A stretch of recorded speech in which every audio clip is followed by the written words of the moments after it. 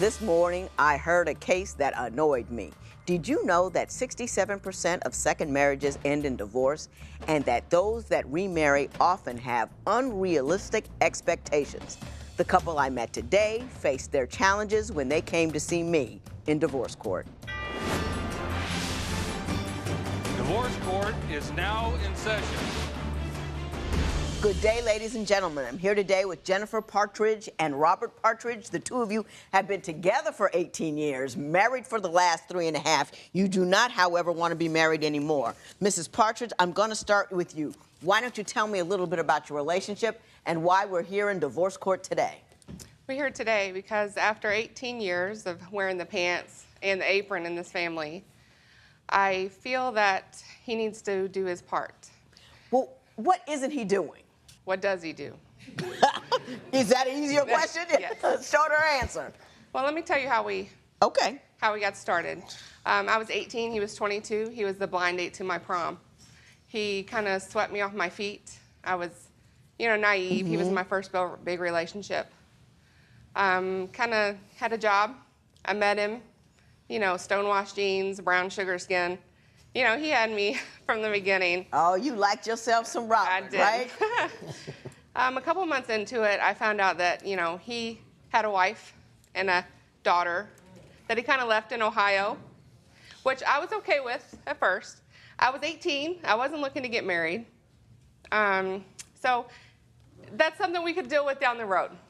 Why do you believe that you wear both the pants and the apron in this relationship? Explain to me what goes on at your house that leaves you feel like you're alone. Okay, I work 40 plus hours a week. We have 4 children that we take care of. Well, I take care of. The house maintenance, I do it all. I do the cooking, the cleaning, laundry, scrubbing the floors, the toilets. I help the kids with the homework. I do everything. I do all of this around video game playing. He plays a lot of video games. He starts when he gets up in the morning, and he's there until we go to bed at night. It's my job. That's what I have to do. Mr. Partridge, do you work? Yes. You bring in money? A little bit, but yeah. A little bit? I mean, I clean, it's just not to her standards. How little do you bring in? I mean, do you pay, are you a third of the household income, a fourth of the household income? I'd say probably a third. I mean, I'm a game advisor at a major video game retailer. You're a game advisor? Yeah. He does games at work. That sounds good. Yeah. Now listen, look, what does a game advisor do? I answer questions about video games that people ask me. Hey, is this game good? How's it play? How's the gameplay? You recommend me getting it? That kind of thing. He works maybe 10 hours a week. You're a reviewer, you're a critic. Yeah, absolutely. You're a game view, and they pay you? Yeah. Yeah, pretty much. Do the game companies pay you? No, I wished. Do you have to play them all day long in order to make a determination as to whether or not you would recommend it? When we met, to be fair, she didn't mention this. I told her, I said, I'm a gamer. I hope it's something you can deal with. I play video games. I've been playing them for years. No, I don't have to play them all day. I know I spend entirely way too much time on them. He also had a mullet when I met him, and he grew out of that. He had a what? He had a mullet when I met him, and he grew out of that. What she's telling us here in a very colorful way, I enjoy it very much, that you're not growing at all. Yeah. That you don't want to be the same cat this year that you were 18 years ago. When I was 18 and him playing video games all day, that wasn't my concern. But now we have 4 kids. We have a house to run. They have laundry. They got to eat. And when I did laundry, what happened? You got mad at me because when I decided I wanted to help, it wasn't done to your standards. That's not always true. Well, what happened with the laundry? Did you quit? Because a lot of women make that mistake. We ask for help. They don't do it right the first time. I don't know if it's intentional or not. We won't even go there. But you ask for help, they do it, and they don't do it quite right. So we say, the heck with it, we're going to do it ourselves. I think that's a teachable moment as opposed to a moment. Yeah. Well, in all fairness... Now, hang on. I'm going to want her to answer this question. I do try to dance around his feelings. I know that he doesn't help out, and when he does, I should be appreciative. I did make the point that, instead of taking clothes that could be 3 loads and making them 2 and shoving them all in the washer where they don't swish around, maybe next time, thank you for doing the laundry, maybe you could divide them up a little bit more. you know, if it... Can you take criticism, Mr. Partridge? Absolutely. You don't have any problem with it? No, I mean, I do have some problems with it, but when she tells me something like that, I'm like, well, you know, you were busy working your 50, 60-hour work week, doing the overtime. I knew you were tired. Somebody's gotta work. I took it upon myself to try to help with the laundry, and I did it wrong. Yeah, you did. But you know what, though, Mr. Partridge? I got to say, she's doing 50, 60 hours a week. You make one little attempt. You don't get it quite right. Instead of saying, oh, okay, baby, next time I'll do a little better. You got, well, if you don't like how I did it, I'm not going to do it at all. Exactly. Come on That's now. what I do. Absolutely. I do that because it's just, it seems like there's no point when I try to help and I get corrected on doing it the wrong way. But I asked you Yeah, to do the dishes. but Mr. Partridge, don't you understand something? If you're at work and you do a job and you don't do it right, your boss has to tell you how to get it done right. Why is it so emasculating for your wife to correct you about the laundry? My house, kind of, sort of, I guess. I mean, my house. I don't know. She's paying the bills. What do you mean, my house? When I offer to help her, when I offer to try to help, or I ask to help to pay the bills, what she needs from me, she comes up with the whole thing. Well, you didn't make enough money to help me. Do what you want, whatever you want with your money. That's and not true. Be that as it may, set your ego aside for a moment. Take a little instruction on how to be helpful in a manner that actually does help.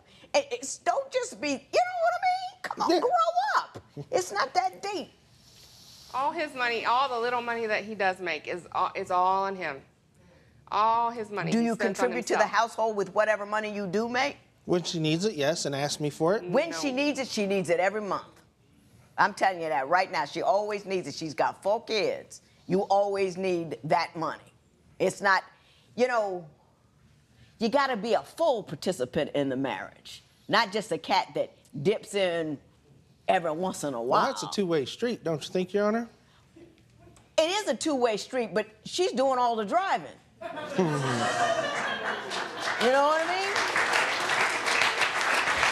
mean? You don't have any financial responsibilities. You can't even do one little itty-bitty thing that is inconvenient to you. Lord, how did you put up with that for 18 years? He swept me off my feet, and I've just been in a, you know. That must have been one hell of a broom. It was a sweep. It was.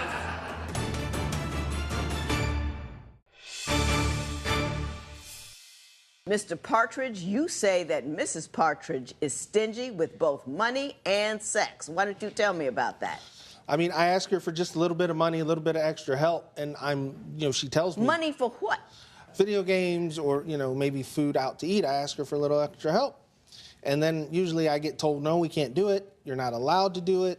We can't really afford it. And then I get angry with her because it's like we don't have anything that's joint. Everything is in her name. Cars, everything. The house, the bills. There's one bill in my house that's in our house that is in my name, and it's the cable.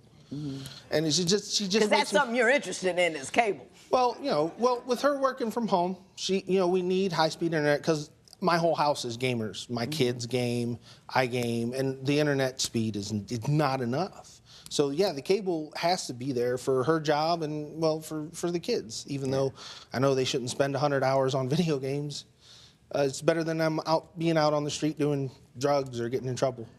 Are you serious? That's what I did. I turned out mostly okay. You in divorce court. I said mostly. I'm about to read you a riot act that you ain't never heard before. Everything isn't okay. We're going to, as a community, as a society, we're going to be sitting there stuck to a video screen while people in China and India are making vast moves to be better and be something. And you're teaching your children nothing.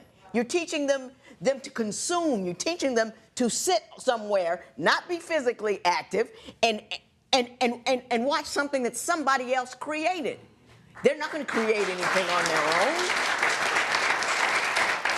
You got them living in an arcade, and then they're looking at their mother who does all of the work, and one, I don't know, you got boys or girls? Both. You got both. You're teaching your girls that men ain't nothing, and you're teaching your boys that they don't have to do anything. that some woman's going to take care of them one day. Most people aren't as lucky as you. Most dudes won't find a woman who will put up with that nonsense that you create.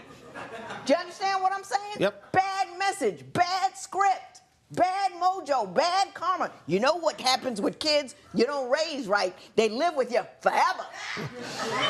Forever and ever and ever and ever. And you'll have nobody to blame but you. I know a lot of it's my fault. I mean, it's just, you know, I accept that blame. I mean, when I talk to him about... Don't accept blame. Take responsibility. They're two separate things. Get up off of your behind, put the gaming down, take them out and do something with them. Be an active, engaged father that participates in their progress as opposed to their couch potato-ness. Do you understand what I'm saying to you? You don't do anything else. You don't have any financial responsibilities. She's taking care of all that. You can't even do one little itty-bitty thing that is inconvenient to you. Good Lord, how did you put up with that for 18 years? He swept me off my feet, and I've just been in a, That must have been one hell of a broom. It was a sweep. It was. What did he do? I guess I was just young and naive and in love, I guess. They say you do a lot of things for love. You used to sing to her? I used to sing to her a lot. And that kind of, somewhere along the lines, that fell to the wayside. I don't know when it happened. It just I tell you what happened, though. You got all self-involved. It was all about you. You couldn't even lift your voice to sing to her. If that was all you had to offer, you didn't even offer that because it's about you. Your life is about you and nobody else. And that's a sad and pitiful thing. He said that he had slept with his old girlfriend. 6 months later, what did you do with the same girl? You slept with an old flame, and then 6 months later, she slept with her too? Yeah.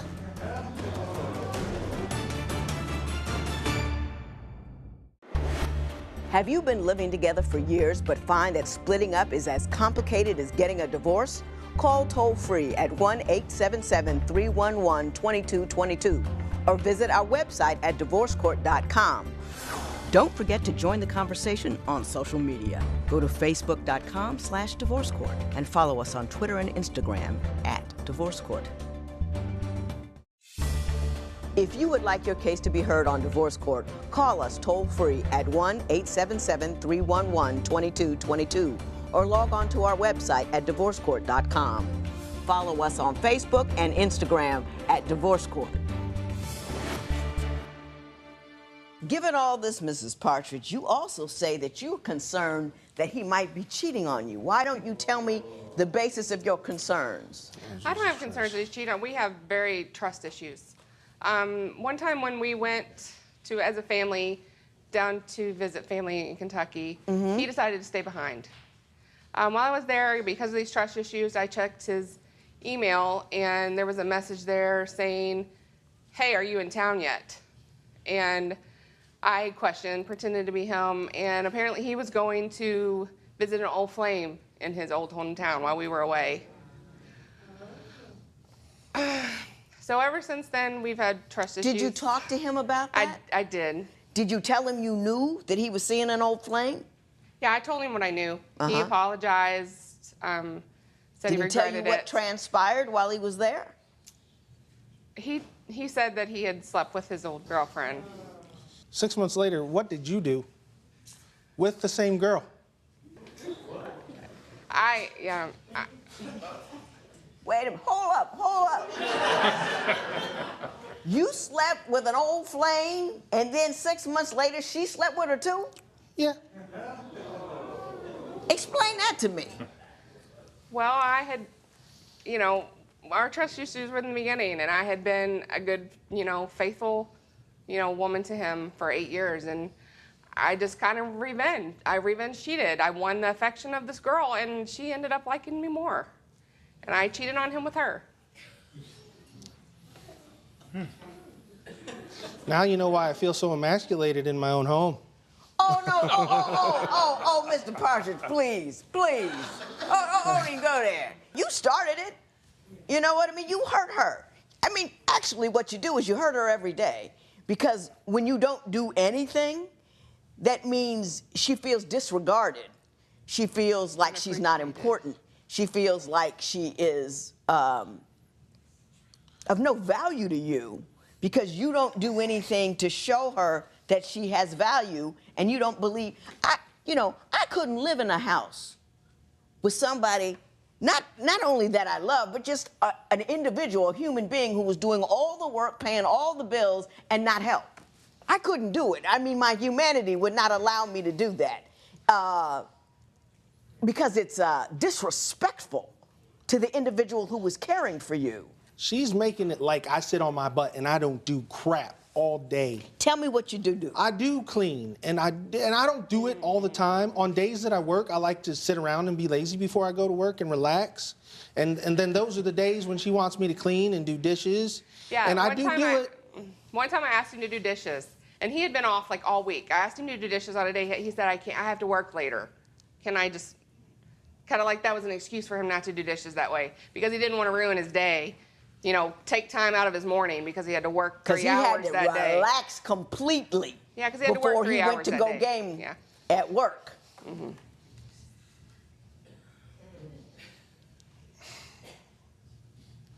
Don't you? I mean, haven't you emasculated yourself? I suppose if that's the way you want to look at it. On Divorce Court, I hear it all. Do you need help with your relationship? He has told you that he does not do women's work. When it comes to doing domestic work like laundry, he's told me, oh, I don't do women's work. What do I have you here for? Ooh, we're gonna have to get you bodyguards to get out of here if you said something like that. Visit our website at divorcecourt.com. Follow us on Facebook and Instagram at Divorce Court.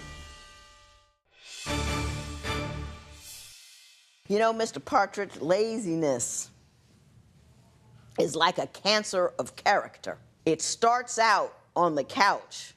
It seeps into what you do, what you feel you ought to do, and how you feel about the things that you do. Once you become a lazy person, you become outraged by the notion of having to do anything at all. You know, how dare she ask me to get up? And that becomes a magnificent character flaw that you exhibit day to day, and you really meaningfully are outraged by the fact that you can't do exactly what you want to all of the time. And I would suggest that for the benefit of your children, you do some emotional chemotherapy there and fix that, because kids do what they see you do, not what you tell them to do. Mrs. Partridge, some of this is your fault.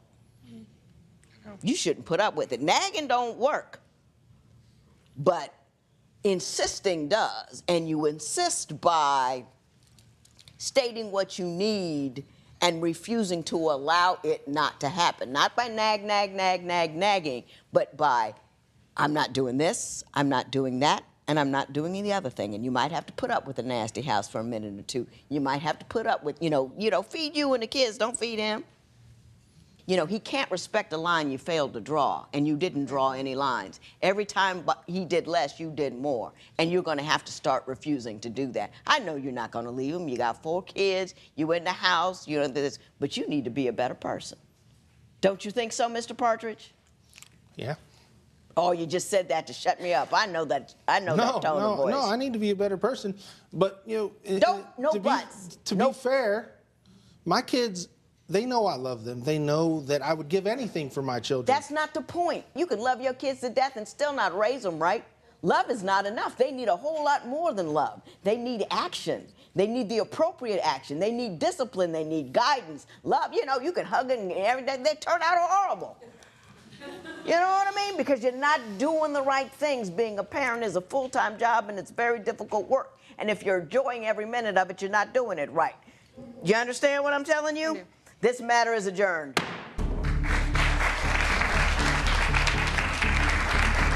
A lot of people come in here with the same complaint Jennifer had, that their spouse isn't doing anything. This is what you have to understand. People will only rise to the level of the bar that you set, so make sure you don't set it too low.